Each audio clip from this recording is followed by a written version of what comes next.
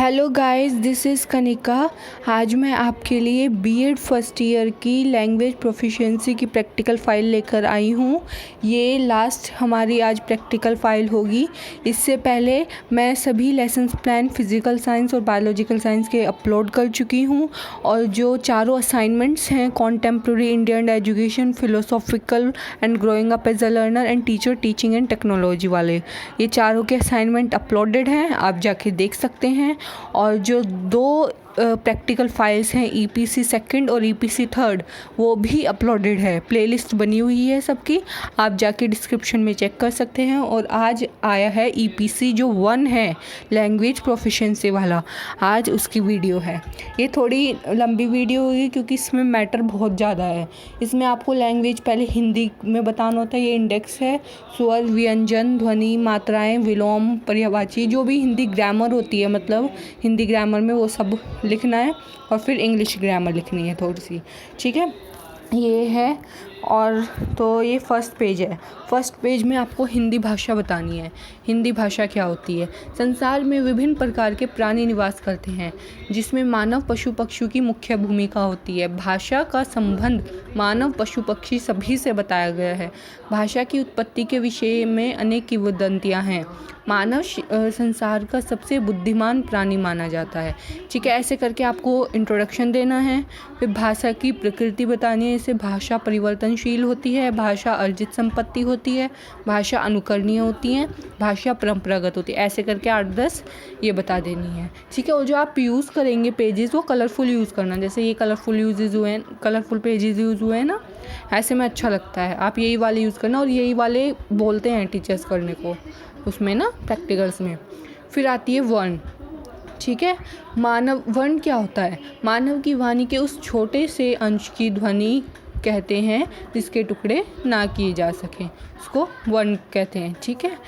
फिर वर्णमाला, ठीक है। वर्ण भाषा की सबसे छोटी इकाई ध्वनि है, ठीक है। इस ध्वनि को वर्ण कहते हैं। फिर वर्णमाला क्या है? हिंदी वर्णमाला में कितने होते हैं? 10 स्वर होते हैं और 35 व्यंजन होते हैं। टोटल 45 वर्ण होते हैं, ठीक है।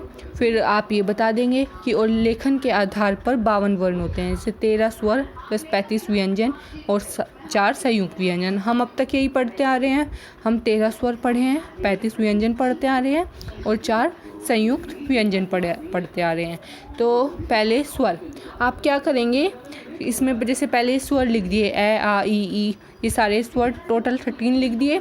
उसके बाद जो वर्ण स्वर की जो फ़ोटोज़ मिलते हैं ना, मतलब पूरी वर्णमाला की जो एक बुक आती है, वो कट पेस्ट करके लगानी है आपको नेक्स्ट पेज पे, ठीक है। इन्होंने लास्ट में लगाई है, जो इस बच्चे की फाइल है इसने लास्ट में लगाया है, पर आपको कट करके लगानी है। कोई छोटे आते हैं, कोई बड़े आती है, बड़े की बुक आती है, एक बुक आती है, उसमें से कट करके स्वर, पहले स्वर लिखेंगे, उसके बाद फिर नीचे सारे स्वर पेस्ट कर देंगे, चाहे एक पेज पे हो चाहे 2 पेज पे हो, ठीक है।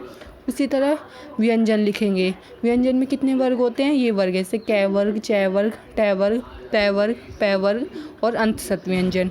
फिर ऊष्म व्यंजन, संयुक्त व्यंजन, जो ये होते हैं ना, फिर ये सब आपको व्यंजन लगाने हैं, ठीक है। ऐसे ही पेस्ट करने हैं सारे। अगर आपको बड़े पिक्चर्स नहीं लेनी तो आप छोटी पिक्चर्स पेस्ट कर सकते हैं। अगर आपको बड़ी अच्छी लगती है तो आप बड़ी कर सकते हैं पिक्चर्स पेस्ट, ठीक है। फिर ये ऊष्म व्यंजन हो गए, संयुक्त व्यंजन हो गए, ठीक है। फिर आता है स्वर, ठीक है। स्वर स्वतंत्र रूप से बोले जाने वाले को स्वर कहते हैं, ठीक है। जैसे ए, आ, ई, ये सब हो गए, ठीक है। ये आप स्वर के बाद करना, ये स्वर सब लिख के ना, इसके बाद करना, स्वर का ये पूरा लिख के उसके बाद पेस्ट करना, ठीक है। स्वरों का वर्गीकरण, ह्रस्व स्वर, दीर्घ स्वर, प्लुत स्वर, ठीक है।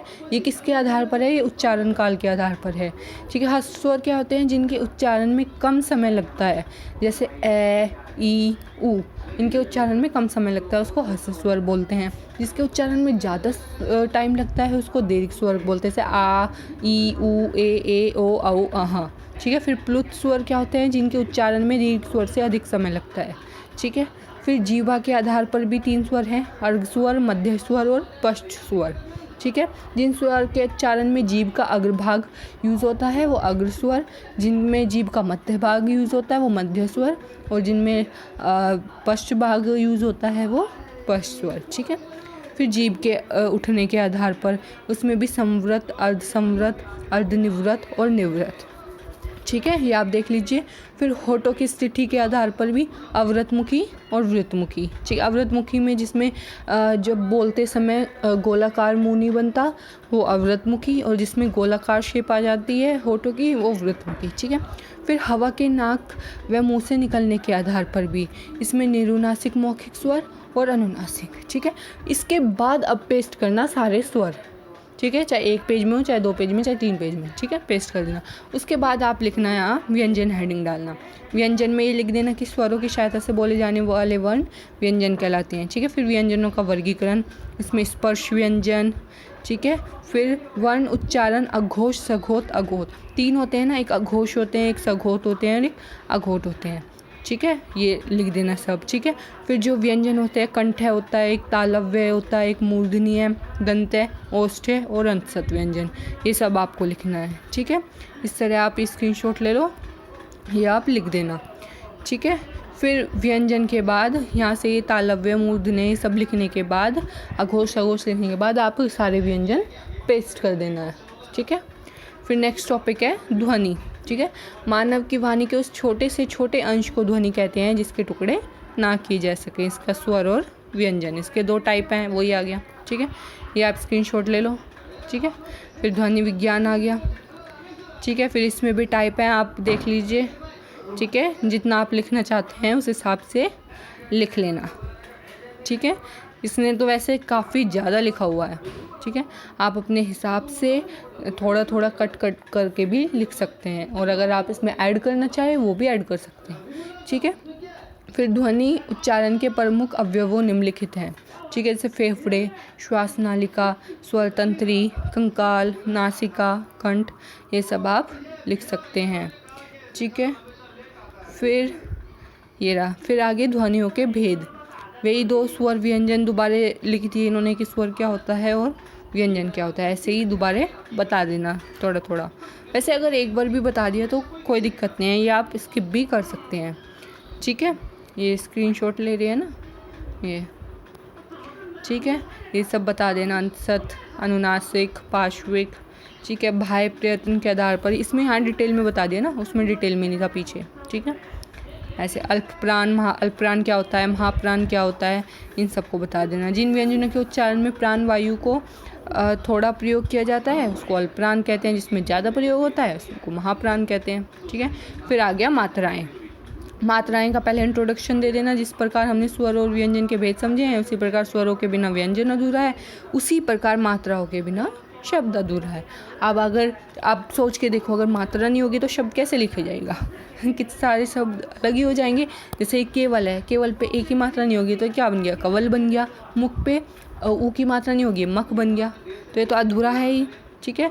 तो आप इसमें थोड़े ये बता देना, ठीक है, ये इस तरह से एक टेबल बना देना जिसमें बिना स्वर के व्यंजन बता देना, स्वर संयुक्त व्यंजन बता देना, और लास्ट में शब्द, ठीक है, इस तरह बता देना।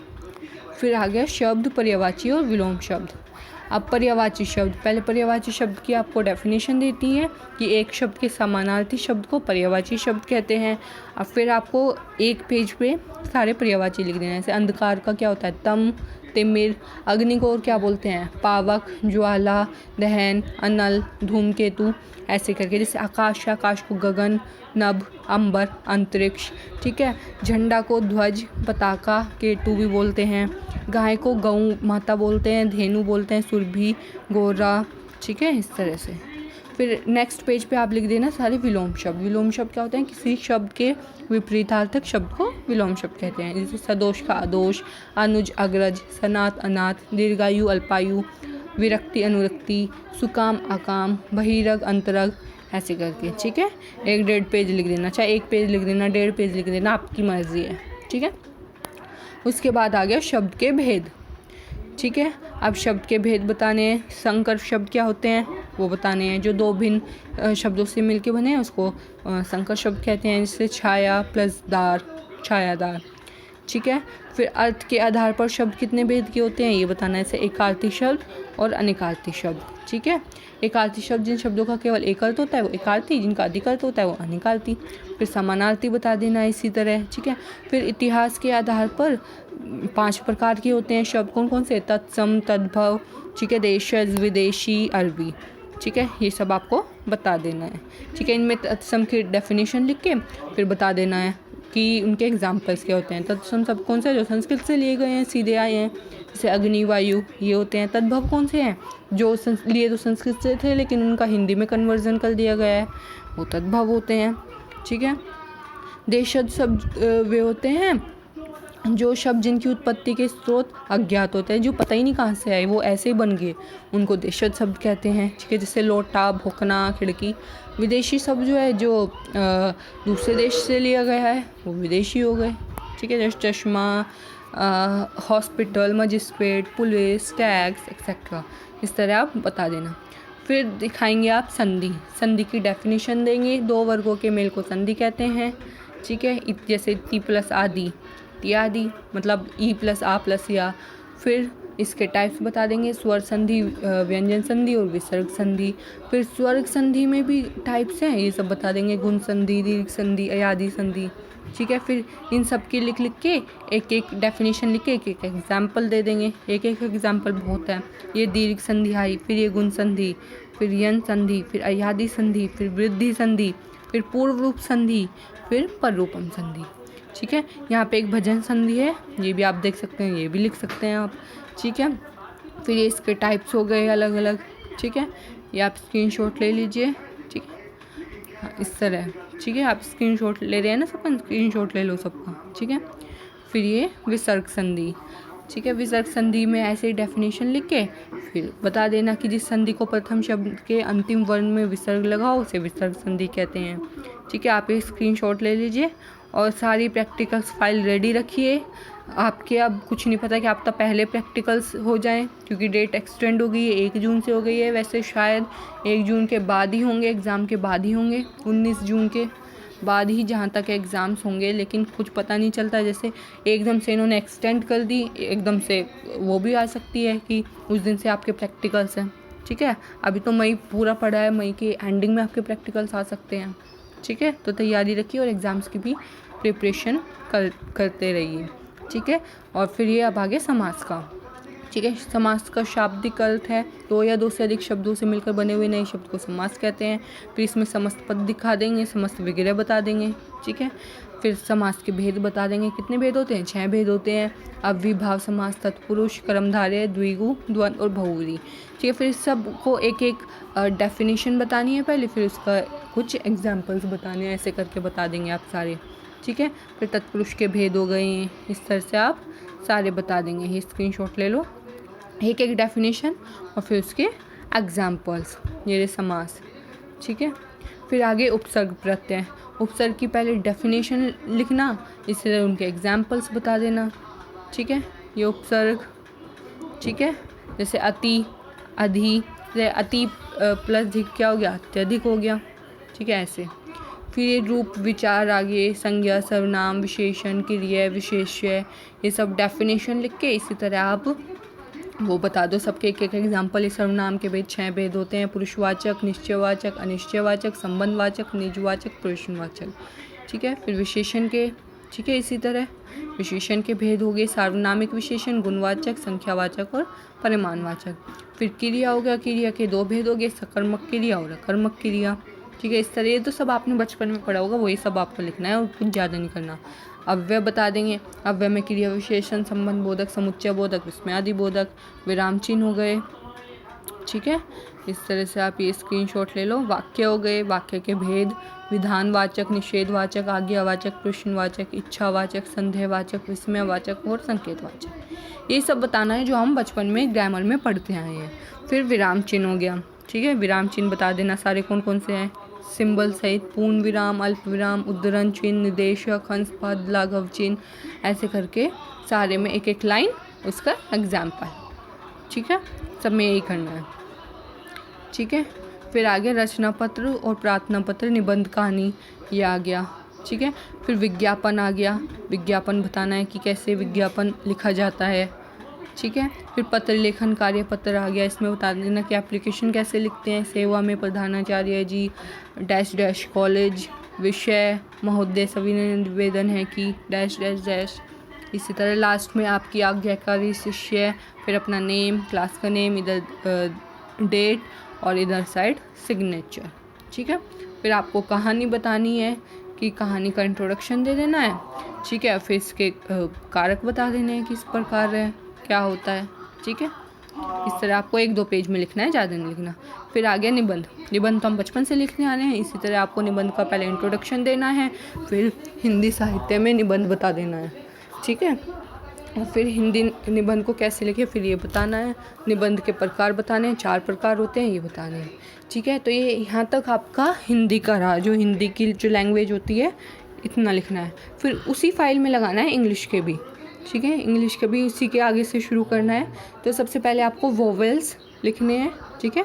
वोवेल्स हेडिंग डालनी है, वोवेल्स के बारे में बताना है। वोवेल्स क्या होते हैं, 5 वोवेल्स होते हैं ना हमारे अल्फ़ाबेट्स में, AEIOU, ठीक है, वो लगा के फिर उसमें आपको देखो इस तरह से लगाने हैं पोस्टर्स। आप छोटे भी लगा सकते हैं, ऐसे बड़ी की एक बुक आती है आप ये लगा सकते हैं। ऐसे ही जो ये बड़ी पिक्चर्स है उनकी जो मैंने वर्णमाला बताई थी उसमें भी इतनी बड़ी पिक्चर्स के आते हैं। अगर आप ये लगाना चाहते हैं ये लगा सकते हैं। ये शायद 50 की एक बुक आती है, 50 रुपीज़ की, उसमें वर्णमाला भी होती है और अल्फ़ाबेट्स भी होते हैं, ये लगा सकते हैं। आप छोटी लेना चाहें तो छोटे लगा सकते हैं। बस ये है कि अगर आप ये बड़ी पिक्चर्स लगाओगे तो इसमें ज़्यादा पेजेस भरेंगे काफ़ी मोटी फाइल हो जाती है ये लगाने, क्योंकि एक पेज पे 2 ही पिक्चर्स पेस्ट हो रही हैं।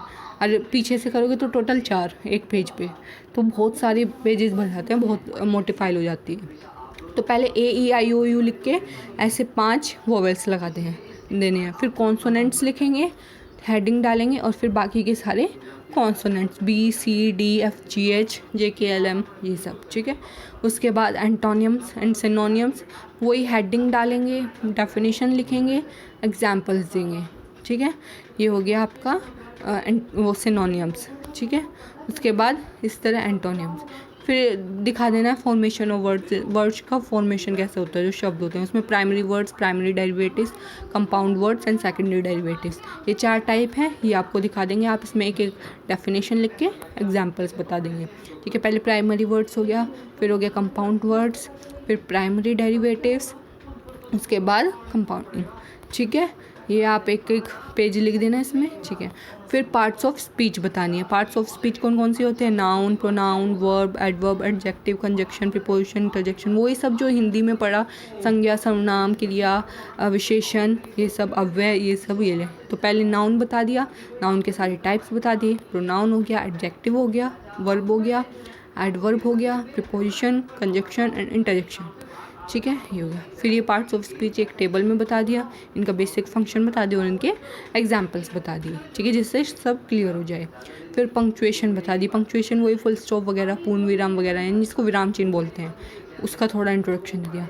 फिर स्टोरी राइटिंग, उसमें लिखा था ना कहानी, ऐसे ही इसमें स्टोरी राइटिंग हो गया, ठीक है। उसके बाद स्टोरी राइटिंग हो गया। फिर शॉर्ट स्टोरी, 3 टाइप की स्टोरीज़ होती हैं, एक शॉर्ट स्टोरी होती है, एक नॉवल होती है, एक लाइफ स्टोरी होती है। शॉर्ट स्टोरी बहुत अच्छी होती है, आप आज तो शॉर्ट फिल्में भी बनने लगी, वो शॉर्ट स्टोरीज तो होती हैं। एक तो टाइम कम लगता है उनमें देखने में, ऐसे 20-25 मिनट आधे घंटे की होती है, और एक मोरल भी बहुत अच्छा मिलता है उससे, ठीक है। नॉवेल तो बच्चों पढ़ना चाहिए।